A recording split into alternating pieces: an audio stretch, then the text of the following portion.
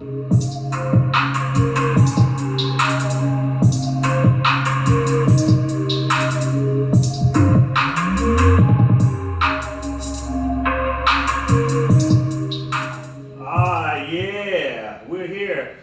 Dr. James McConnell Show with co-hosts Brittany Wise and Carol Harper Poe. How you guys doing today? Great. This is a wonderful day, another show, God's Green Earth. How excited are you to get on with this show? It's a thrill ride.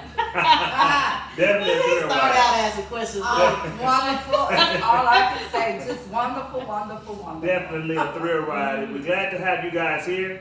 Another jam-packed day. We're going to start with world news, right? World news, that's a good topic. Yeah. Well, I want to talk about this, how Iran executed this wrestler. And from what I understand, he was executed. And I heard that Donald Trump asked for the condemned man's life to be spared, and Iran still did not listen. They still executed him. And I think because he was a wrestler, I think that Iran wanted to prove a point. They wanted to prove a point that they can do whatever they want to do, and the United States cannot interfere. What do you guys think about that, Ms. Brittany?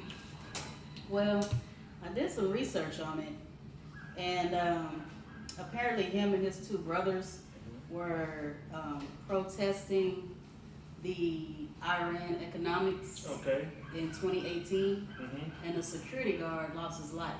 Oh. So they were accusing him and his brothers to be the ones that took the security guard's life. Right. From my understanding. His brothers, they both one got 54 years in prison and one got 27 years in prison. But they only had one trial. Pretty lengthy. Yeah, that's a long time, but then the wrestler was sentenced to death. And apparently the Iran law is they're supposed to get one visit from their family, and he wasn't allowed to get the last visit, and they executed him by hanging him on the 12th of September. Hanging? I thought that was outlawed, but I guess in some countries it's still good to hang apparently in somebody. Iran, that's the way that they do the death sentences by hanging, because they hung him on September 12th, and there's been an outcry from the International Wrestler Organization, and he wasn't an Olympian, but the Olympic organization reached out as well. Right. And Iran was like, F y'all, we're gonna do what we want to do. So crazy. Man, Miss Carol, you have anything to add on that? That's horrible. Yeah, that's very horrific. So what I was looking at the union represented. It was like 85,000 people. It was union represented, which was called for Iran expulsion from the world sports. So they had a union, but the union was about 85,000 people. Wow. Representing them. It's sad though.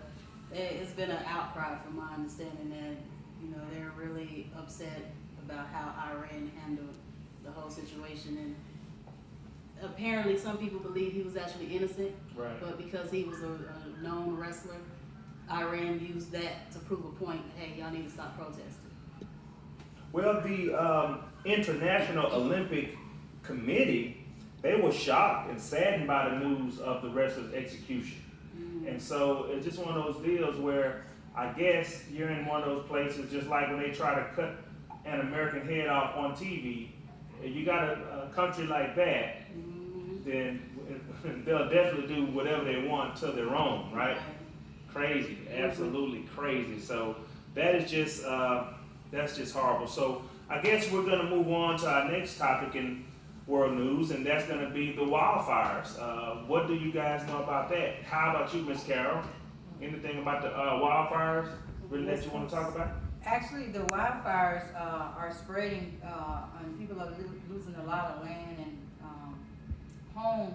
And just for close to home, my friend girl lives in over there in that particular area.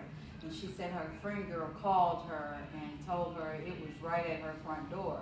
So she told her to hurry up and move and come on. And my girlfriend lives about 300 miles away from where all the wildfires are. And she said that they could see the smoke and she said that they can smell. So my thing is, if you know it's moving, and this thing can move anywhere. If the wind shifts, it can move anywhere. So my thing is, just from the heart, people need to start moving now instead of just sitting there waiting until the wildfire comes. And a lot of people have lost their lives too with the firefighters. Yeah. I read about those. The firefighters have lost a lot of lives fighting it. I like to think that the climate change is one of the reasons for this wildfire, right? I mean, climate change, water. From what I understand, CNN's Jake Tapper on State of the Union talked about the climate change and why is the administration putting their heads in the sand about the climate change? And so I think the wildfire is a huge topic that we need to get in front of. And like you say, people losing their lives, their land, their property, and I mean it's just horrible. It's terrible. So tell me, what do you think, Ms. Brittany? Well, I do know I have a friend of mine lives over in Oregon, and he just came back to Texas 2 nights ago. And his thing was, well, let me go ahead and get out of here where the planes are still flying. Because, again, it's on the coast, so the water, the winds from the water is shifting the fire to go different ways. And I read an article where a lady and her 4 children were trying to evacuate, and it was fires on both sides of the highway while she was trying to evacuate. The fire marshal just resigned in the middle of wildfires. Are you serious? Yes. That's crazy. Like the wrong time, right? So it's something about he's under investigation about something. So he chose to resign in the middle of wildfires. So that was in Oregon. But the fires are now on the whole coast. They're in California, Washington. They're all up through there. So my heart go out to the people who are, like you said, not taking the time to move or now, don't have the capacity to move. Some people just can't get out. They don't have the money or the resources to move, which is sad. Right. And the cities and the states, they should have money set aside for this, because it seems like every year when they have wildfires every year, you should have some kind of funding that's set aside to evacuate your people. That's what I would think, but apparently they're not doing that. So my heart goes out to the people. I hope they figure out a way to get rid of the fires eventually. Yeah, that's crazy. That's horrible. Just another bad thing that's going on in the world. Right? I know that you had another topic about China. Yeah, so I was reading BBC News.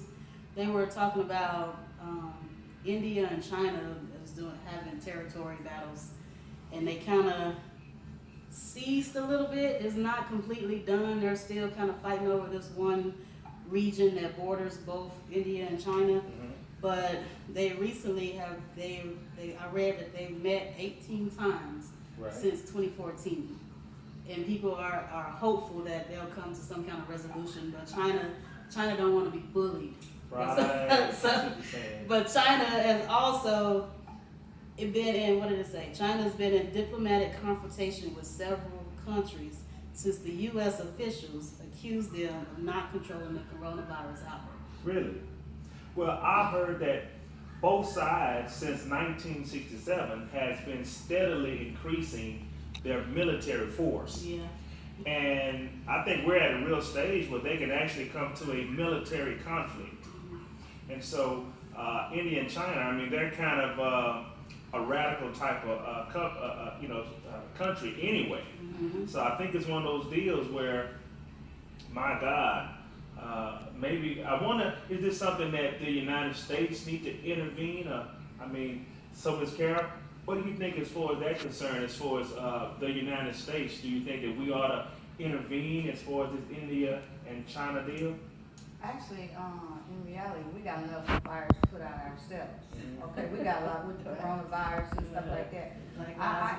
Yeah, we got all this going on, but technically, in reality, if the United States needs to step in, I think they should. But technically, we got a lot going on over here. People with this coronavirus, people losing their jobs, people are homeless, and people are dying. They're saying that the rate is going down, but still, secretly, people are dying of the coronavirus. So, first of all, I don't think, and I'm gonna say this on national air, that our president has did his best what he needs to do with the coronavirus. And I think our upcoming election president, he's gonna do the best. That is awesome. That is crazy. Mm-hmm. So another topic is you guys heard about the Los Angeles police officers that were ambushed. There was this was September 13th. This is an article. The video shows an incident of a figure approaching the officer's vehicle before opening fire and running away. The sheriff department called it an act of cowardly. The suspect did remain at large, but there has been 2 people arrested, including a journalist who police said tried to interfere with the arrest of the other detainee and did not identify herself as a member of the press. So what do you think about people ambushing cops as far as, and I understand you turn it the other way, Black Lives Matter, and cops have been shooting us and shooting people, and but what about the ambush on cops? What do you think about that, Miss Brittany? Ooh-wee. That's a boatload. It is. I still don't think it's right. Okay. Us as a people, we eventually have to come together and heal the wounds. Because, I mean, we still need our cops. They're supposed to protect us and serve us. But then we have a few bad apples that don't do their job and they make everybody look bad. We have to rectify that. But in the end, as hindsight 2020, I don't think anybody should be ambushing cops. I agree. I don't think that's a good look for anybody. Not a good look at all. Not a good look at all. How about you, Miss Carol? I follow that. I follow that cab, as we say in Domino's. So, ambushing cops is not a good thing, you know. First of all, again, we go back to protect and serve. I know we got a lot of things going on against the cops, but they're still here to protect and serve, and they still, I bet you, something goes on in your home, who you gonna call? You're gonna call, not Ghostbusters, but you're gonna call the cops. Right. Okay, all right. So, but basically, I don't think ambushing the cops is the way to go. That's the wrong way to do, because justice for all, equality. You know, we still have to stand up for what's right. Not follow the wrong way. I mean, everybody has their mind and everything, but legally and technically, your morals and your values. Absolutely. To follow. Well, you know, that same story, there were protesters actually blocking the entrance and screaming, "We hope they die." Yeah, again, protesters blocked the entrance of the hospital. Of course, they were moved, Right. but they were yelling to the staff, "We hope they die." Is that not That's awesome? extreme. I mean, that's crazy, right? Absolutely. I mean, Wow. no matter, I mean, again, every cop aren't the bad apples. There's always Exactly. bad apples, you know, just like there's murderers and killers and rapists, right? So those are bad apples. Everyone on the planet is not like that. Right. So police officers are the same. There's a lot of good ones. Yes. Most of them are good. But to say, "We hope they die," oh man. It's not right. I mean, can you Don't have so much hatred in your heart. So- imagine that? So if they die, who's gonna keep justice though? What I'm saying is, and I'm like you said, the bad apples. Right. We have a lot of bad apples, but they weeding them out. Right. You understand? They're weeding them out, but it is some good people still in the world that is protecting us. Absolutely. Yeah. Well, I like to talk about the election that is coming up. No, you don't. The election is coming up. Oh, are we going there Look, today? So, We're doing it. so, what do you think about Biden and Harris? What do you think about that? Do you think they have a great shot or no shot? Or what do you think as far as their point of view? Do you think that they can win or what? I think they can turn the world around in the way that we're going now, and the way that the White House is messed up. Mm-hmm. I think they got a dynamite team. Not because she's African American and not because of this, but I think the points that they have, I think they're gonna turn this whirl around and make it. It's a lot of points. But what I'm saying is, I think we need a change for what's in the White House now, because it's totally messed up and destroyed. Well, I agree, Ms. Brittany. Can they win? Like Ms. Carol said, she thinks they should win. That's what she wants to win. But will they win? I have not done much research on their policies and what they are promising and hoping for. Right. But as far as Biden able to win against who we got in there now, yeah, mainly because of his credibility and his experience that he had in the Obama administration. Right. Going on that, sometimes it ain't what you know, it's who you know. That's right. And if you come in, like, what's the saying? If the monkey come in riding on the tiger's back, everybody want to know who's the monkey. Right. So he's kind of riding the coattail of Obama. Right. And that is kind of, and then he has a black, a black woman as his running mate. Right. I think that gives him a little more pull in the black community, and ultimately the black vote is the vote that's going to shift one way or another. Well, I believe, I don't know who is going to win. I know who I would like to win, but who is going to win, we're going to see, because if Donald Trump wins, it's going to tell you what the world is still like. But if Biden wins, then we know what you said, what you guys said is true, right? Yeah. And so on that note, we're going to end this section, and we're going to move on to the next session, which is called Wisdom Talk. Wisdom Talk, and we will talk about that next.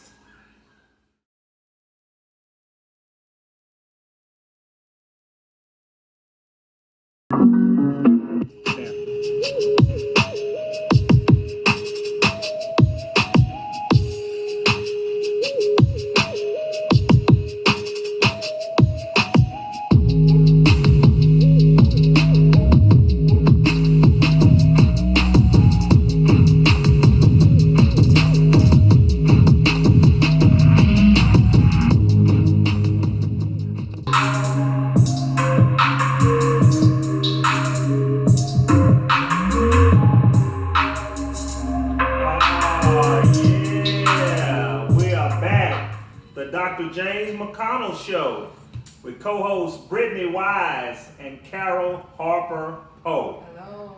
We are back to what section again? Wisdom Talk. Wisdom Talk. We are back. And Wisdom Talk is things that we're going to talk about as far as educational.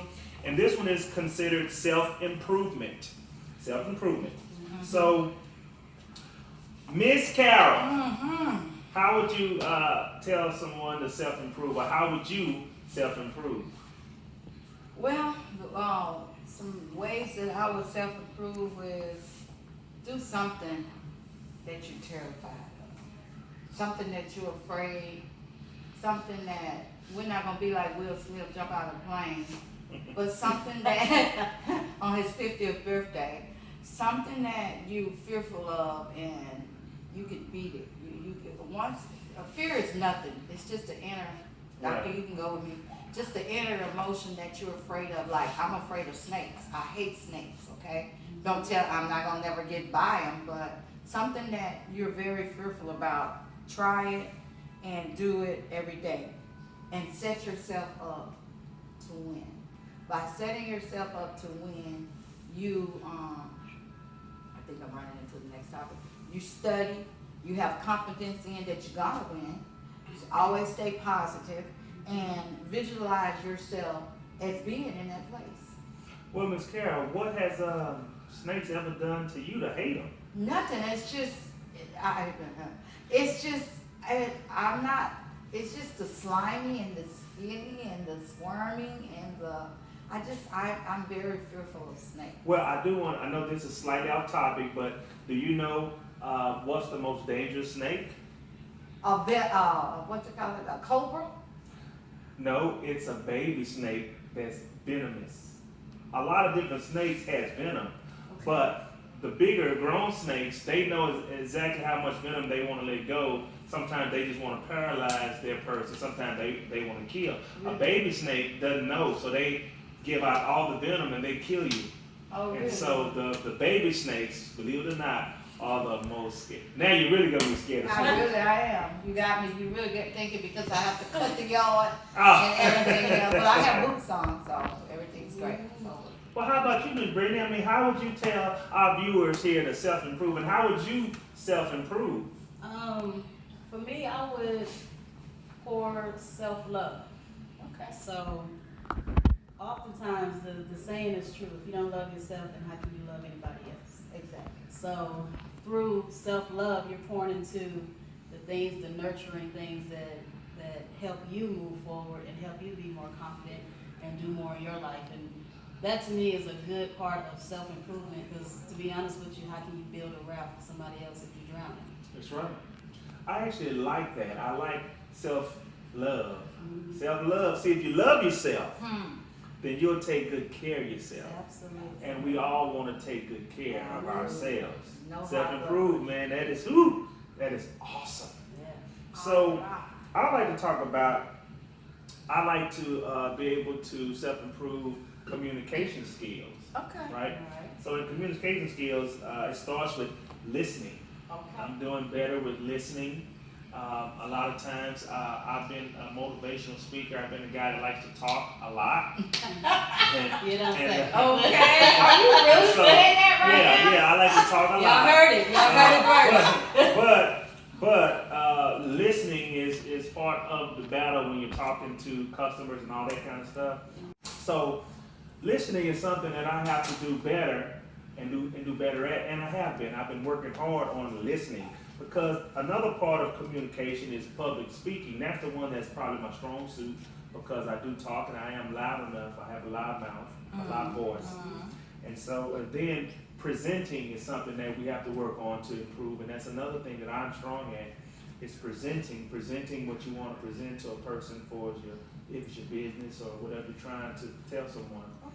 But listening is a skill that I'm really working on hard, because I lack that.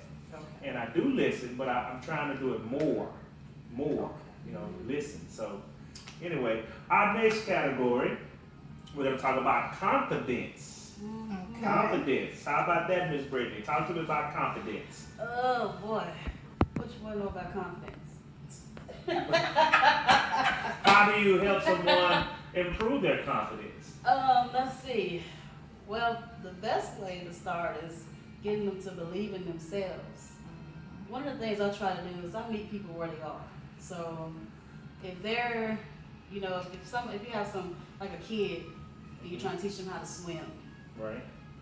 and they're afraid of the water, you're not going to get them to jump in the water. So you have to build their confidence that the water is okay. Right. So you might start with you get in the water, and then you let them put their feet in the water. Right. So that's kind of how you build a person's confidence. And then eventually that same kid is jumping in the water by themselves and swimming, in 3 feet or whatever. Right. But it starts with, oh my gosh, can I really do it?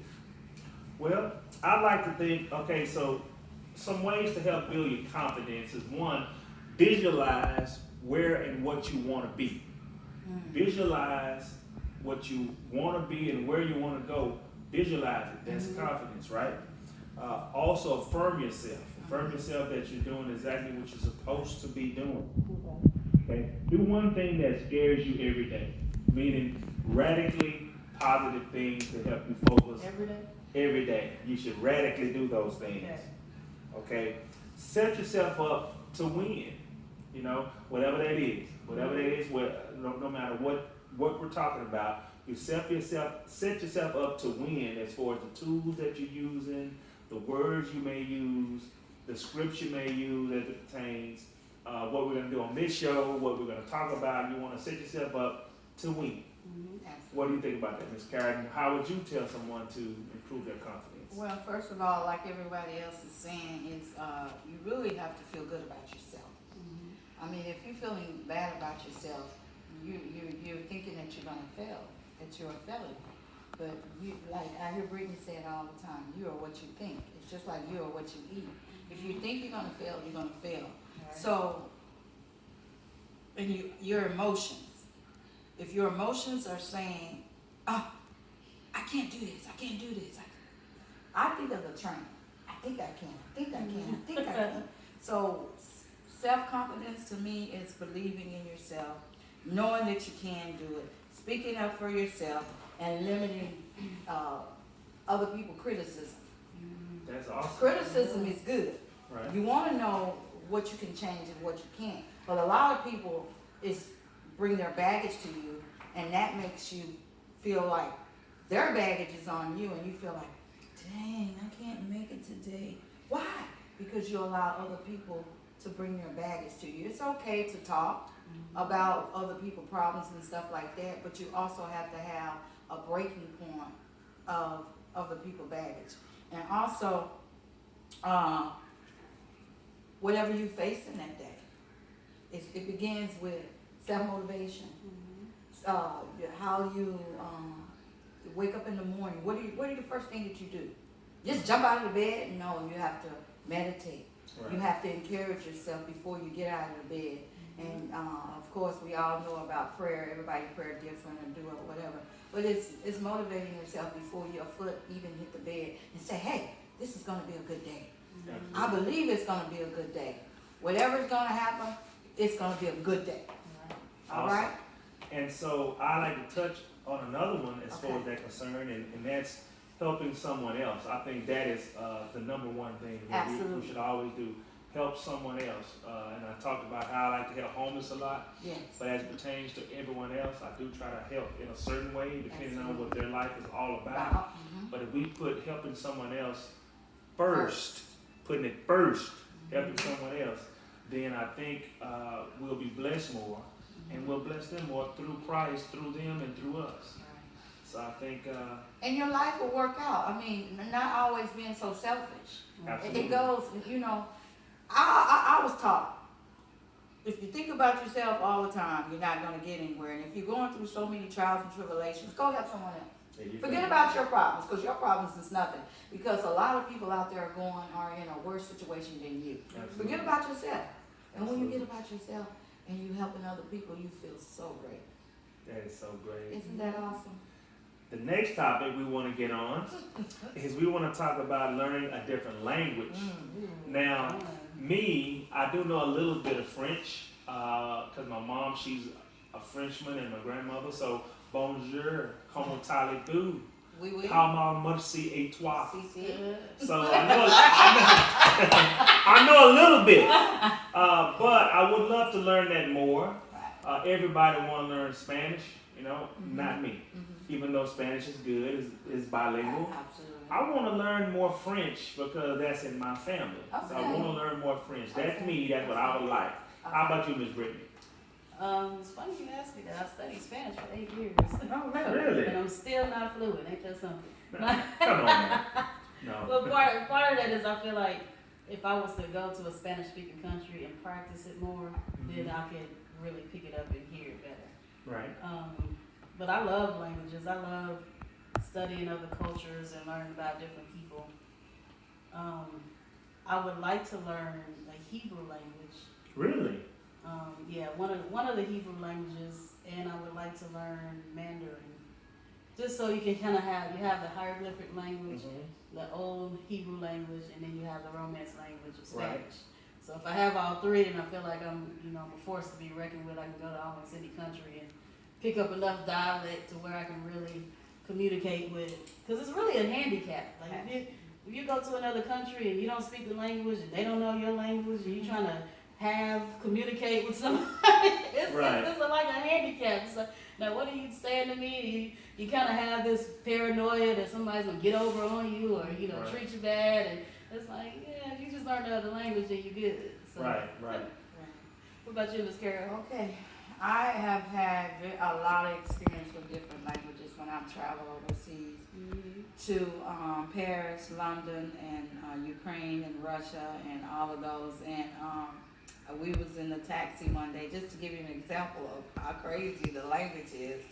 A good friend of mine was trying to teach me how to speak I love you in their language, in the Ukrainian language, and the lady that was driving the taxi, it was like 6 of us in the taxi, and they was all laughing at me because what they was trying to tell me, you know how my tongue is tie-tonguing and all of that. Right. I was trying to say it and I was just way off left key, okay? But anyway, to jump on another subject about that, I used to work around a lot of different cultures in Wisconsin and Green Bay.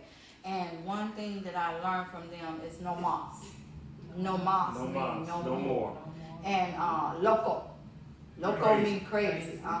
You Loco crazy. means crazy. So, and Well, before you finish, can I ask you, how do you say, and this is Ukrainian, right? Ukrainian language. Okay, how do you say, I love me some me in Ukrainian? I don't know how to say that. I didn't want to know, okay. He got jokes, there you go, dude. Okay. Here you go again. Yeah, yeah. Okay, go ahead.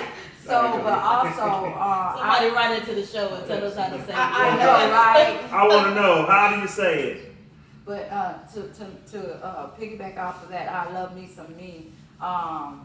The language, actually, we was trying to looking up some stuff last night at work about the language and stuff. So in my downtime, I do try to learn, but it's sort of very difficult because you got to make it a practice to Right. learn the language. Right. Totally different language.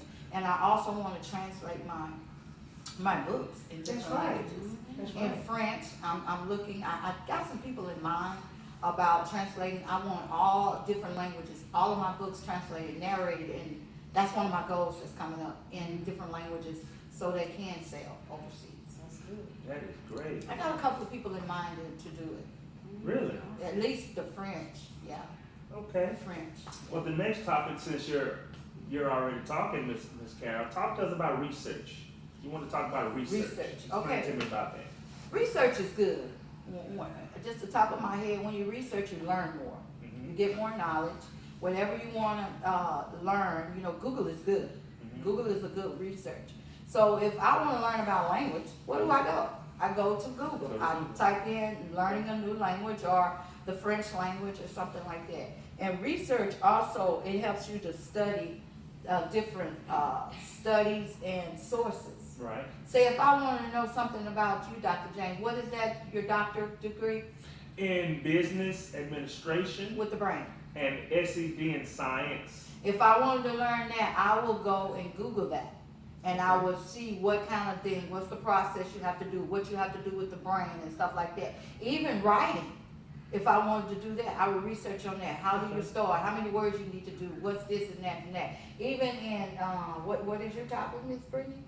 Physical therapy. Physical therapy. If I wanted to learn anything about physical therapy, all I have to do is just do some research. And one of my ideas that I do, this is what I do. Like when I did the wreaths, I looked on YouTube. I studied it for almost 6 hours. Okay. 6 hours straight, and I was just listening to it and seeing how they was doing. I came home and I put it together. That's Isn't great. that awesome? That is Research awesome. is good. Anything that you want to know, anything that you need, it's out there. School is good. I love school, going to school. But if you want to teach yourself, and I'm going to move on. I also taught myself computers. I used to type like this. Right. And I just put, if you make your mind up and say that you can do it, you can do it. You can do anything that you want to do. Absolutely. So now I'm typing like this. I can't look down and type, but I can't look up and type, but I'm typing. Right. I got it down pat. Well, research allows you to pursue your interests, to learn something new, to hone your problem-solving skills, and to challenge yourself in new ways. Working on a faculty-initiated research project gives you the opportunity to work closely with a mentor, a faculty member, or other experienced researchers. So there's a lot of different ways to research. Obviously, as a scientist, you can research in different cells and different things that different rocks that has to do with certain things. In my case, asteroids and stuff like that. But like you say, there's the other side of researching. You're researching your skill, things to improve upon and grow. Right. So that's my topic on research. How about you, ma'am? I'm a research junkie. She's a junkie. I'm a learner, so I'm Right. always looking for something new to learn. And you say, as soon as you plant a seed, I want to learn more about that. Right. Let me go study that a little bit. And like you said, I love the library. I'm kind of old school. I'll still go to the library and pick up a book, and especially in the children's section. Okay. I like to tell people, if you're trying to learn something new, go to the children's section on the topic. Right. Because they'll break it down and simplify it for you. And then from there, you can get the terminology, and then you can go to the adult section of the books. But that's how, like, I remember having to do research papers and writing 4 and 10-page papers, and you gotta have all the typing done a certain way and all that. I hated it. But it expanded my vocabulary. It expanded my ability to go find answers. Right. And that's really what research is. Right. When you want to know something, you go seek the answer. You go find it. And that's the powerful thing about having a mind. You can say, okay, I'm gonna learn more about that. And you can I had a friend, and he learned welding. Not by going to school to be a welder, but opening a book. And then went and studied. He studied the book, went and passed the test, and got his license in welding without going to school. So that's what research is. So. That's beautiful. That's beautiful. So our next topic is going to be the Ambassadors Symposium. And of course, that's when we're talking more about business and all that good stuff. And I love me some me. Okay. We'll talk about that next.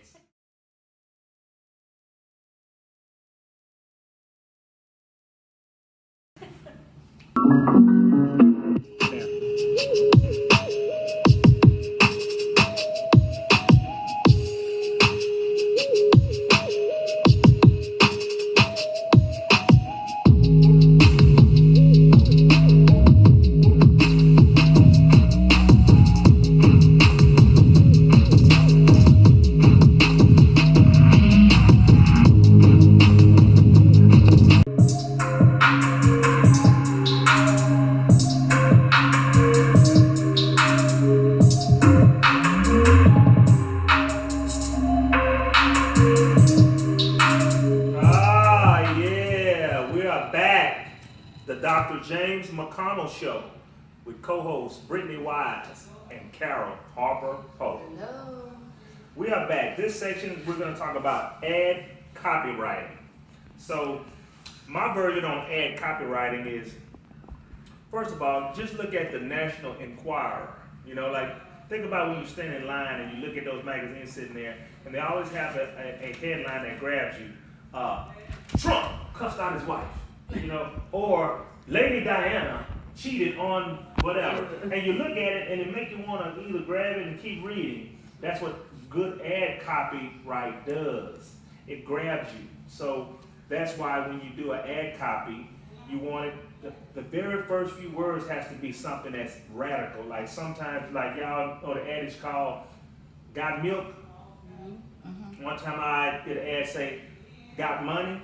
With exclamation mark, and then you put your little thing, and I had a nice amount of people call me kind of because of that. You know, so ad copy is something that's different. It's attention grabber.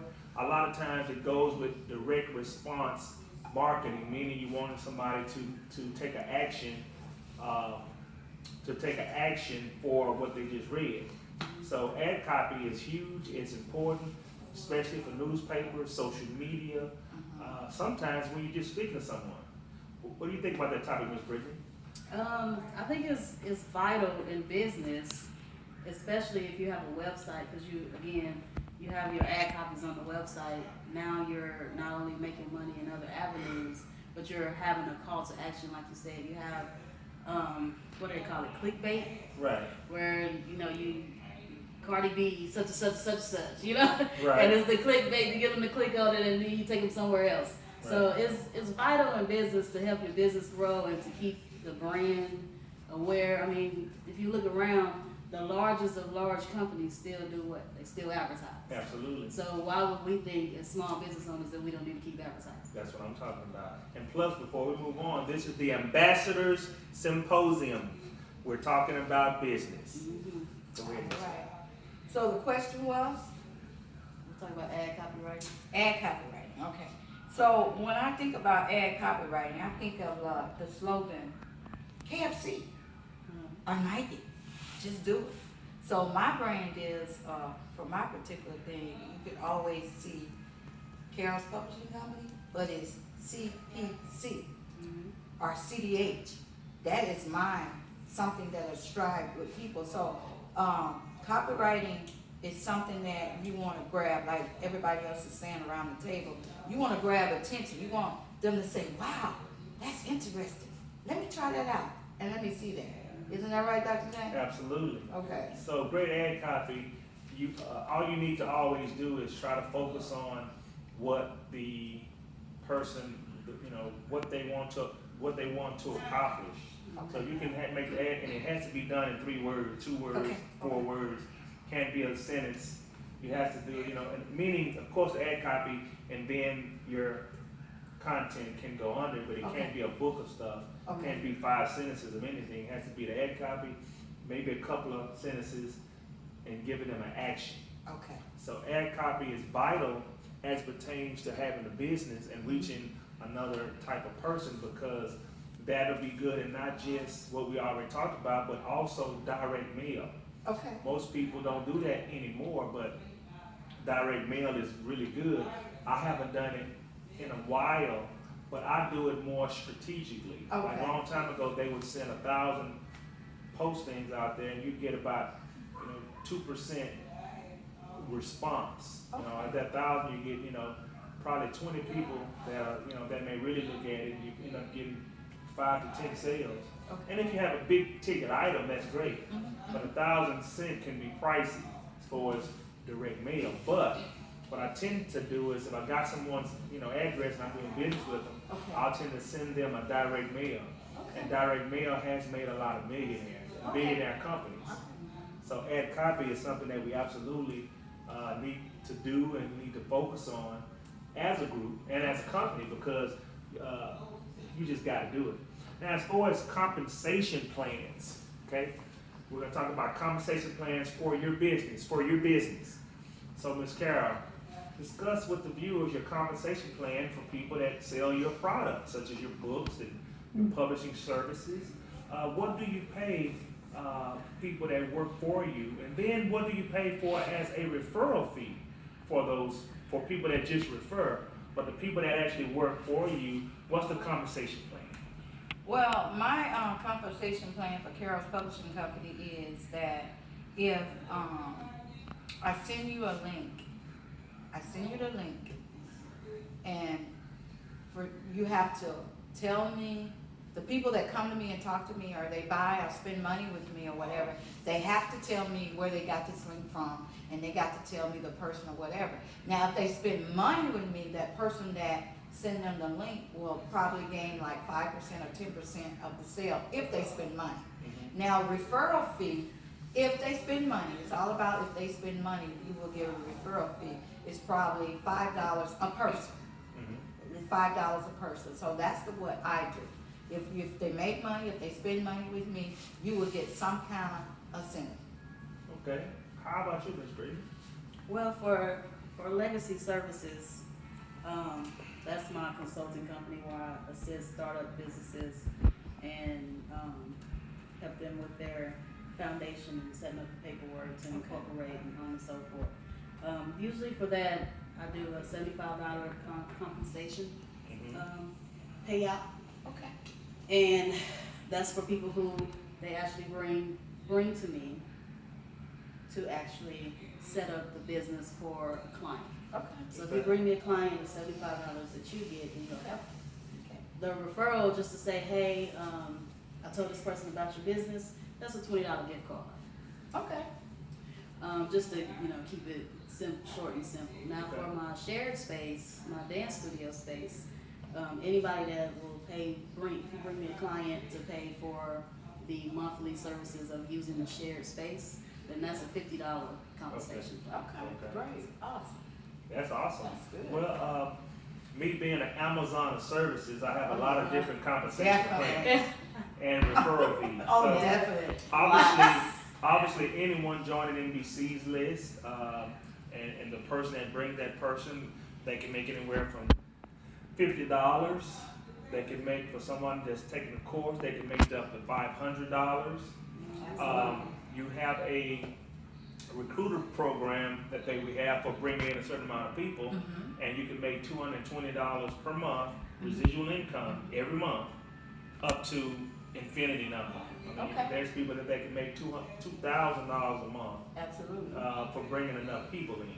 Exactly. A referral fee, but the same $50, somebody can make $5 for someone maybe taking a course. Instead of making a commission of $500, they can make $50 referral fee. So it just depends on where they are as far as in our business. You know, if they're selling for us or if they're just referring someone. Those are two separate costs. But if they're working and wanting to make commission, Okay. then of course they're going to work hard to bring us customers, and that's what every business needs is pretty much customers, right? Absolutely. Absolutely. So the next topic that we want to talk about is how do you make your business recession proof? Now this is a big one. Yes. So I'm going to let this start with. Look, Yeah. it's like picking a rabbit out the hat. Look, Hey, Brittany, right. I'm saying, Brittany. Look, we both on our toes. Like, who's he gonna pick, man? Recession proof. That's vital right now in the season that we're in. Absolutely. With coronavirus, the pandemic has really shut down a lot of businesses. Absolutely. I think I read an article maybe a week ago that Fudd Ruckers and Luby's is closing down. Right.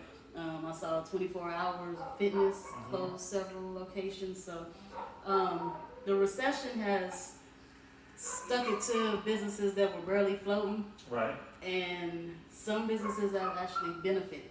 So one thing that I try to get people to remember is prayer changes things, one. Right.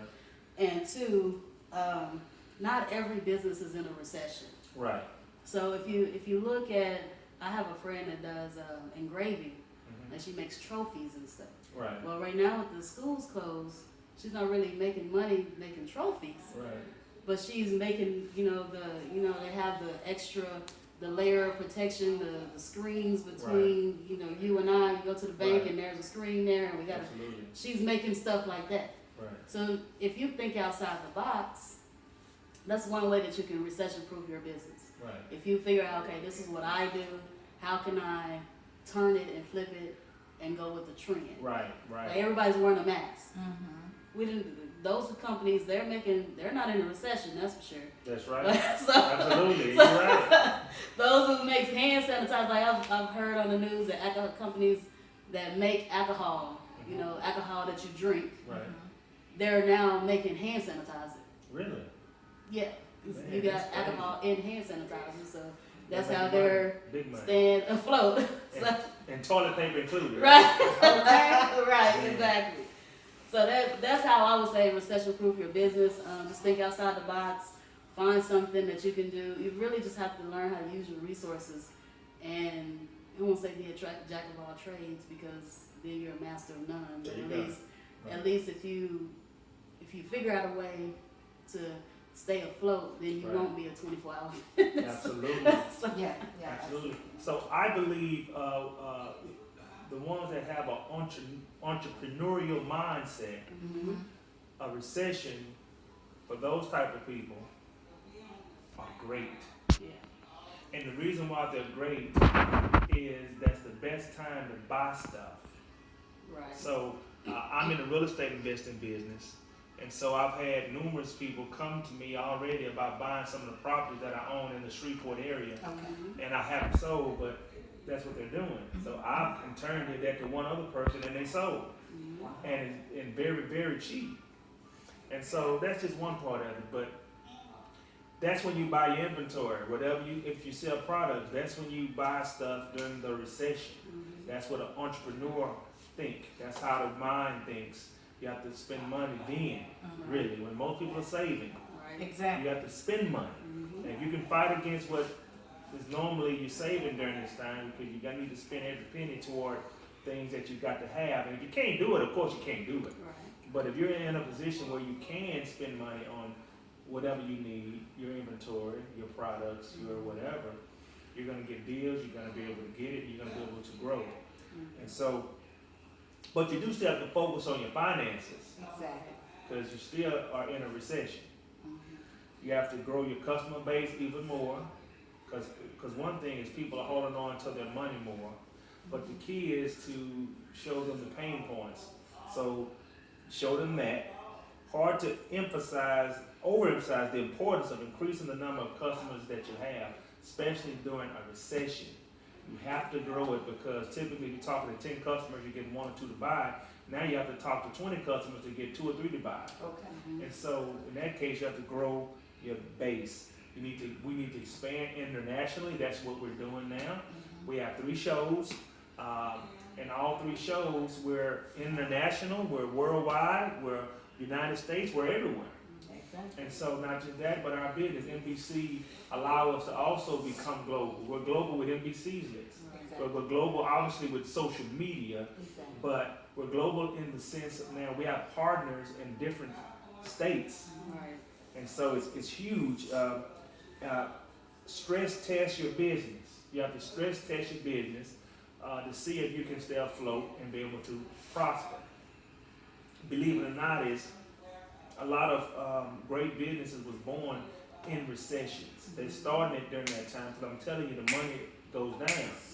Right now, if you focus on certain things that you need for your business for spending money, is concerned, this is the best time for it right now. And so, believe it or not, my money has expanded during this time. That's the Lord. It's not about nothing more than what He has done to bless us, right? And you have to understand these lessons are learned, right? So, having said that, Miss Carol, you're next on the docket. Okay. Well, the recession. Let's talk about that on my end. Recession is you want to. I wrote it down. You want to, like Dr. James said, you want to expand your inventory. You want to do that, and you want to reach out more to more customers because my company, publishing company, my books are in the U.S., Canada, France, Germany, and the UK. Wow. So, and a lot more that I didn't name that, at the spur of the moment. I'm all over, I'm global. It's just trying to get the sales out there and getting people to get it.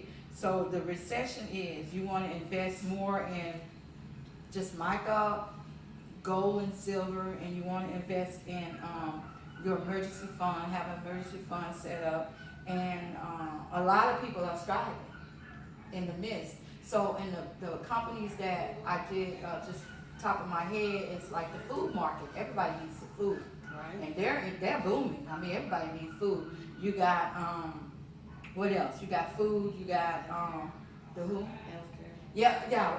Healthcare because 24/7. Hospitals are open 24/7.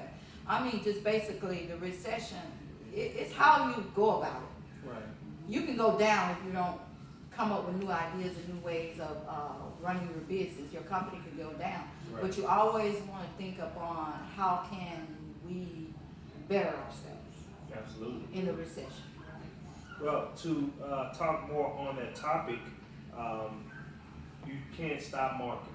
You can't. We cannot stop marketing. Never. Have to keep advertising. It's bottom line. No matter how of a struggle it is, you can't get the customer unless you do that, especially now. Exactly. Okay? You have to protect cash flow.